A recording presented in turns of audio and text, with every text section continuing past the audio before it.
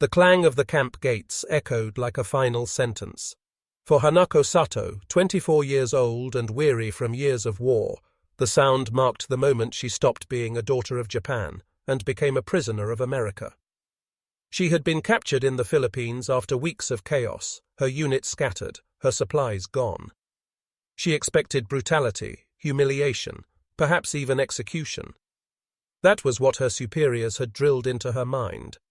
Americans were monsters cloaked in uniforms. Yet when the truck carrying her and dozens of other women rolled into the compound in Texas, the scene struck her silent. The camp was not a dungeon. It was orderly, clean, with barracks lined in neat rows. Guards watched closely but not cruelly. And in the distance she saw something she had not witnessed in years. A garden, blooming with vegetables, tended by soldiers who whistled as they worked. Her heart thudded with confusion. Was this the enemy? Inside the barracks, the women received soap, clean bedding, and bowls of stew so thick with meat it made Hanako's hands tremble. She whispered to the woman beside her, "They are trying to trick us." Yet as days turned to weeks, the trick never ended. Food arrived with regularity, medical checks were performed, and the guards treated them with a detached professionalism that confounded everything she believed. It was during roll call one morning that she first noticed him. Corporal James Miller. He was tall, broad-shouldered, his uniform crisp despite the Texas dust. He called names with calm authority, his English words punctuated by the interpreter's translations. Unlike some guards who looked through the women as if they were shadows, Miller's eyes lingered, not with desire, but with awareness. When Hanako coughed from lingering bronchitis, his gaze flicked toward her, and the next day a small paper packet of lozenges appeared on her. Bunk. She knew it must have been him. No one else would have bothered. At first she dismissed it as coincidence, but soon the signs multiplied. When the camp doctor was overwhelmed, Miller guided Hanako and 2 others to the infirmary, ensuring they received treatment before their cough worsened. When guards distributed mail from prisoners' families, Miller always spoke softly, even when the women could not understand his words. His voice carried a warmth that pierced her defenses. One evening, as she carried laundry to the line, she saw him again. The sun hung low, painting the sky in fire and gold. Miller leaned against the fence, speaking with another soldier. When his eyes caught hers, he paused mid-sentence. For a fleeting heartbeat, the chaos of war, the hatred of nations, the weight of captivity, all of it dissolved. Hanako looked away instantly, her cheeks burning. She told herself it meant nothing. But that night, when sleep eluded her, she saw his eyes again. Calm, steady, human. The weeks passed. Routine settled in. Morning roll call, work details, meals, curfews. Yet the rhythm of her days began to pulse around brief glimpses of Miller. She pretended not to notice, but her body betrayed her. A quickening of her breath, a tightening in her chest whenever his boots crunched the gravel near her barracks. She hated herself for it. Had she not sworn loyalty to the Emperor? Had she not been taught that Americans were the enemy? Yet here she was, clutching memories of an enemy soldier's kindness as if they were treasures. The turning point came one afternoon in late autumn. The women were tasked with gathering vegetables from the camp garden. Hanako bent to pull a basket of carrots when her foot slipped in the soft soil. She stumbled, dropping the basket, and cursed under her breath. A shadow fell across her. She looked up, and there he was. Miller. Without hesitation, he stooped, gathering the scattered carrots. He said something in English, his tone gentle, almost teasing. She didn't understand the words, but his smile made the meaning clear. No harm done. For the first time, Hanako allowed herself to smile back, small and tentative. It was reckless, dangerous, but in that brief exchange, something shifted. That night she lay awake, staring at the wooden beams above her bunk. She replayed the moment in her mind, his hands brushing dirt from the carrots, the kindness in his eyes, the absurdity of smiling at one another across a war. She pressed her hands to her face, ashamed, terrified, but unable to banish the warmth that had bloomed inside her. Days blurred into weeks. Opportunities to speak were scarce, but glances became conversations of their own. A nod at roll call, a quick glance as she carried trays in the mess hall. Once she dared to whisper "thank you" in broken English when another small packet of medicine appeared on her bunk. He had walked past, expression neutral, but the faintest twitch of a smile touched his lips. The risk grew heavier with every passing day. Other prisoners whispered, some disapproved, muttering that she was dishonoring Japan. Others said nothing but watched with wary eyes. Hanako tried to bury the feelings, but they sprouted like weeds in every quiet moment. She told herself it was madness, that this could never be. And yet, when Miller passed by, her heart betrayed her. The camp was surrounded by wire and watchtowers, but inside those fences a different kind of war was waging. The war between what she had been taught and what she now felt. Hanako Sato, prisoner of war, sworn enemy of America, was falling in love with her guard. And for the first time since the war began, she felt truly afraid. The Texas nights were vast and endless, the stars scattered across the sky like fragments of shattered glass. For Hanako Sato, those nights became both comfort and torment. The barracks grew quiet after lights out, but her thoughts refused to rest. She lay awake, clutching the thin blanket, haunted not by bombs or hunger as she once had been, but by the memory of a man's steady eyes and quiet gestures. Corporal James Miller was everywhere and nowhere.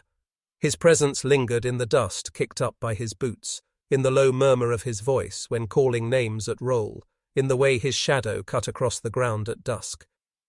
He was not just a guard anymore. He had become the rhythm of her captivity, the hidden current beneath her every day.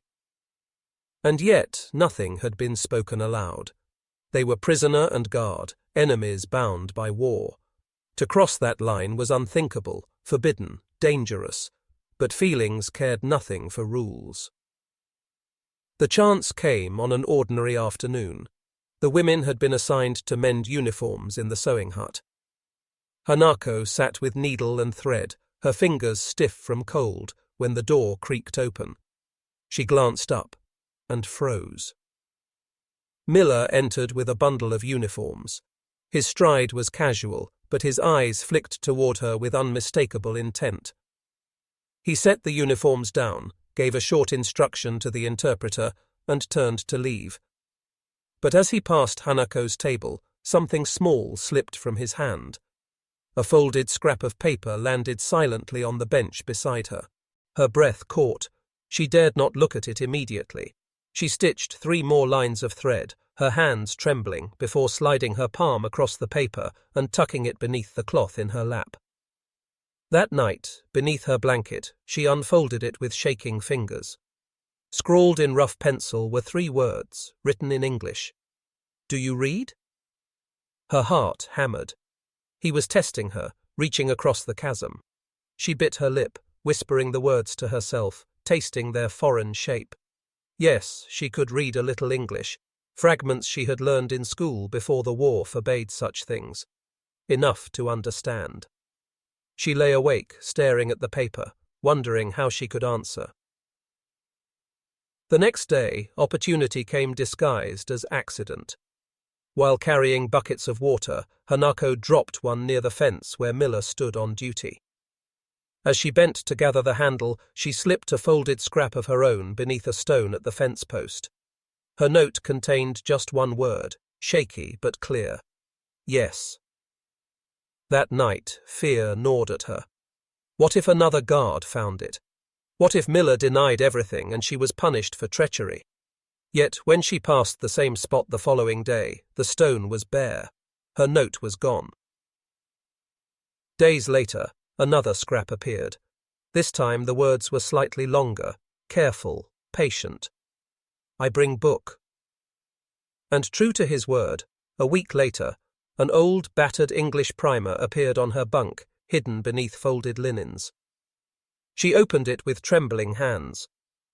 Inside, in the margins, were tiny pencil notes, translations into German, short sentences, fragments of thought. For weeks, the book became their secret bridge.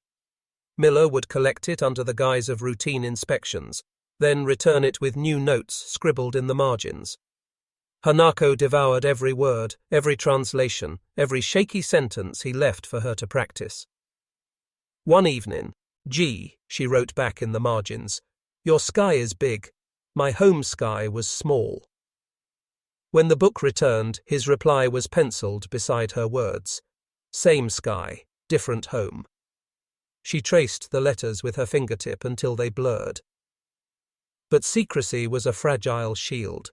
The camp buzzed with rumors. Other women noticed the scraps of paper, the way Miller's eyes lingered.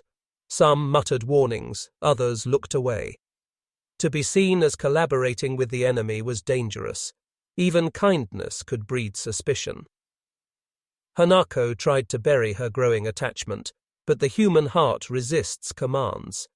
Each note, each quiet gesture, drew her deeper into something she could not name aloud. The danger grew sharper one afternoon when another guard, Private Harris, a man known for his sharp tongue, cornered Miller near the gate. Hanako happened to be sweeping the yard nearby. She caught fragments of their words, though most slipped past her limited English. Still, she recognized her own name. Harris sneered, gesturing toward the women, then toward Miller. His voice dripped with accusation. Miller's jaw tightened. He said something short, curt, final. Harris spat into the dust and stalked away. Hanako's blood ran cold. He was being watched. She was being watched. That night, she lay awake, clutching the English book to her chest. She whispered in Japanese, "This is madness." But her heart whispered back, "This is life." Winter deepened, and with it came small mercies. On Christmas Eve, the camp organized a gathering, a show of goodwill for prisoners, meant also to remind them of American strength. Tables were lined with simple decorations, carols played on a gramophone, and each prisoner received a small parcel, fruit, chocolate, even tiny bottles of perfume. Hanako sat among the women, the sweet, unfamiliar taste of chocolate melting on her tongue, when she felt a shadow fall across her. Looked up. Miller stood nearby, speaking casually with another guard, but as he turned to leave, his hand brushed the edge of the table, leaving behind another folded scrap. Her pulse raced.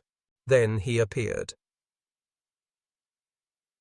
Miller walked slowly, scanning the perimeter like any dutiful guard. When he drew near, he stopped, his gaze fixed not on her, but on the horizon. His voice, low and steady, barely carried in the winter air. "You can read now," he said softly. Hanako froze. Her mind whirled. Should she reply? She forced out the words in halting English. "A little. You teach." His lips twitched into the ghost of a smile. "You learn fast." She swallowed hard, her breath misting in the air. The distance between them was small, yet it felt like crossing an ocean. For the first time, their worlds touched not through paper scraps, but through sound. A shout from the far side of the yard shattered the moment. Another guard called Miller's name. He straightened instantly, gave a short nod to Hanako, barely a flicker of acknowledgement, and strode away. Hanako stood trembling, her fingers pressed to her lips as if to hold the moment inside. From then on, their silent bond became a fragile thread woven through her days. Glances held a fraction longer, words exchanged in fragments, careful and quiet.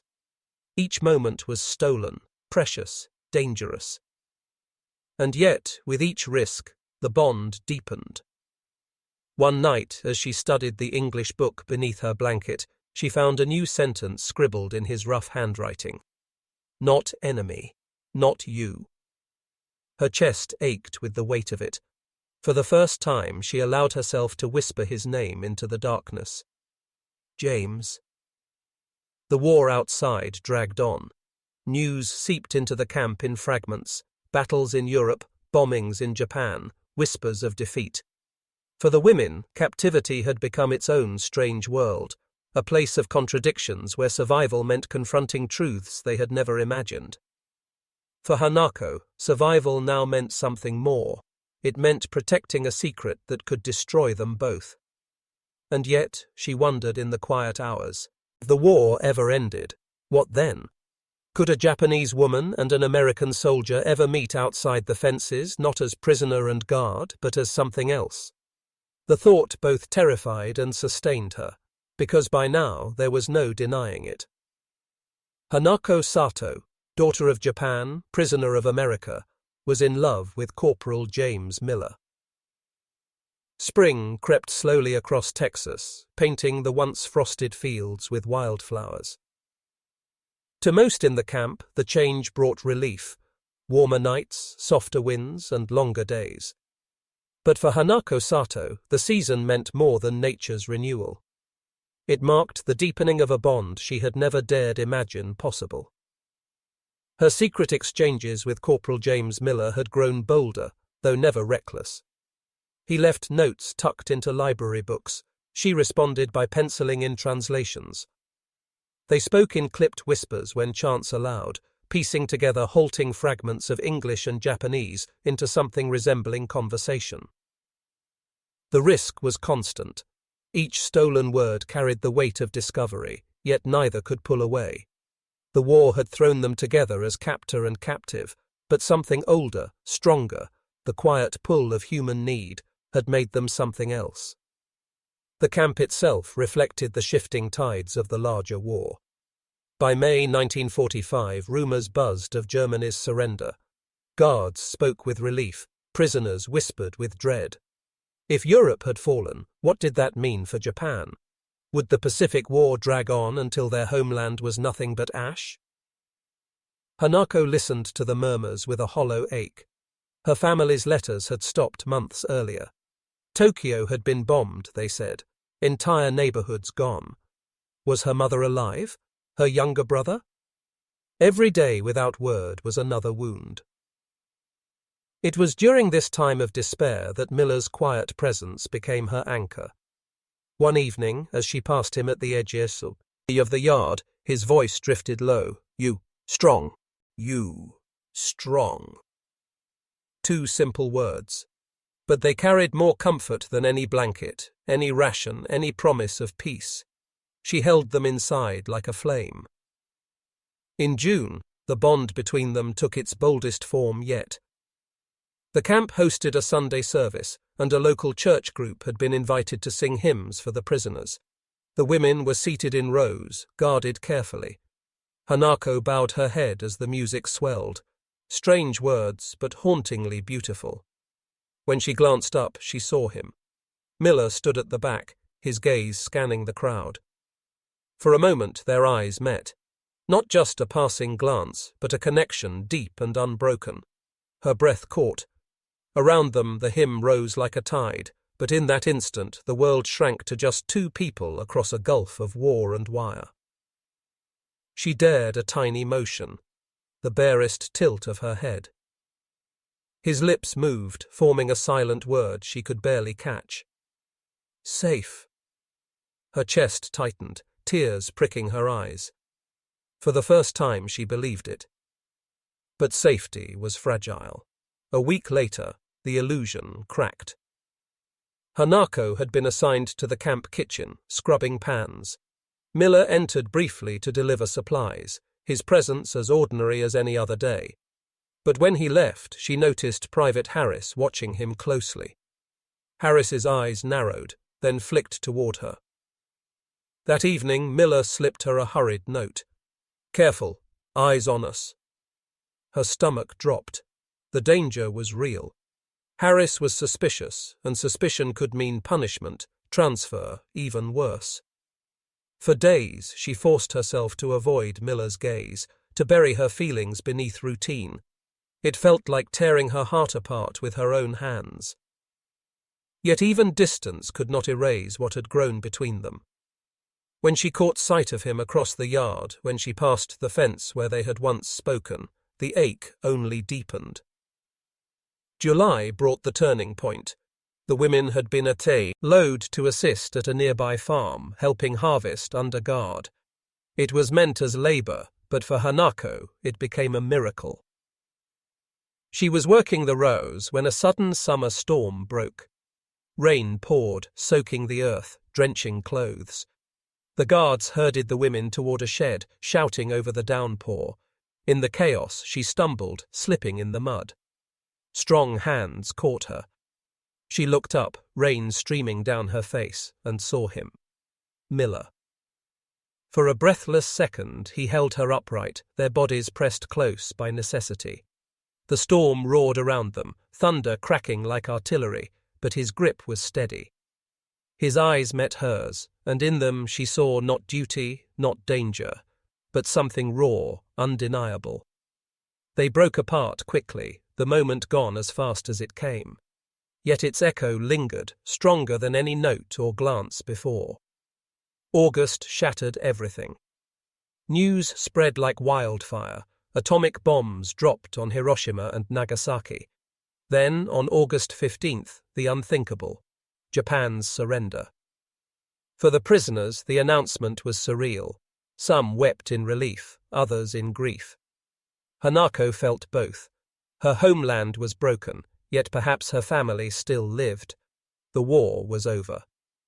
But for her and Miller, the end of war meant the end of their fragile world. Prisoners would be repatriated soon. The fence that had separated them would vanish, but so too would the daily rhythm of their secret bond. The night after the surrender, she found a note tucked into her bunk. "We must talk." Her hands shook as she read it. They met at the garden, their old hiding place. The air was thick with late summer heat, cicadas droning. He stood waiting, his uniform damp with sweat, his face shadowed with something heavier than duty. "You go home," he said softly, his English slow, deliberate. "Soon." Her throat tightened. "Yes." He hesitated, then stepped closer, lowering his voice. "But don't forget." The words were clumsy, but their meaning was clear. He couldn't say more. He didn't need to. Hanako's heart pounded. The world tilted. She wanted to reach for him, to close the distance, but the risk was too great. Instead, she whispered the only word she could manage. "Promise." His eyes held hers, steady, unyielding. Then he gave the smallest nod. "Promise." September came. Repatriation orders were read. The women would board ships bound for Japan. The camp buzzed with nervous energy. Bags were packed, farewells whispered. On the morning of departure, Hanako stood in line with the others, her bundle clutched tight. Guards checked names, herding them toward trucks. She searched the yard desperately. Where was he? Then she saw him. Miller stood at the edge of the yard, posture rigid, hands behind his back. His face betrayed nothing, but his eyes found hers. As she climbed onto the truck, she slipped her hand into her sleeve. Folded, there was the English primer, worn and battered. She held it for him to see. For the briefest moment, his lips curved. A ghost of a smile. Then the truck lurched forward, carrying her away. The voyage to Japan was long, the seas rough. Hanako clutched the book every night, tracing the notes, the words, the promises. Back in Tokyo, she found rubble where her home once stood. Her mother had died in the fire bombings. Her brother was missing. Only an aunt remained, gaunt and hollow-eyed. Life was survival once more. Yet through hunger and ruin, she carried her secret flame. Years passed. Japan rebuilt. Hanako worked as a translator, her English sharpened by those penciled notes. She never forgot the man who had given her not just words, but hope. In 1952, 7 years after the war, she received a letter. The envelope bore an American stamp, the handwriting rough but unmistakable. Hanako, I keep my promise. James. Her hands trembled as she read. Inside was more, an invitation, a photograph of him in civilian clothes, smiling shyly. The world had changed, yet this promise had remained. And as she held the letter to her chest, Hanako knew the war had taken everything from her. Yet against all odds, it had also given her something no propaganda, no prison, no ruin could ever destroy. Love.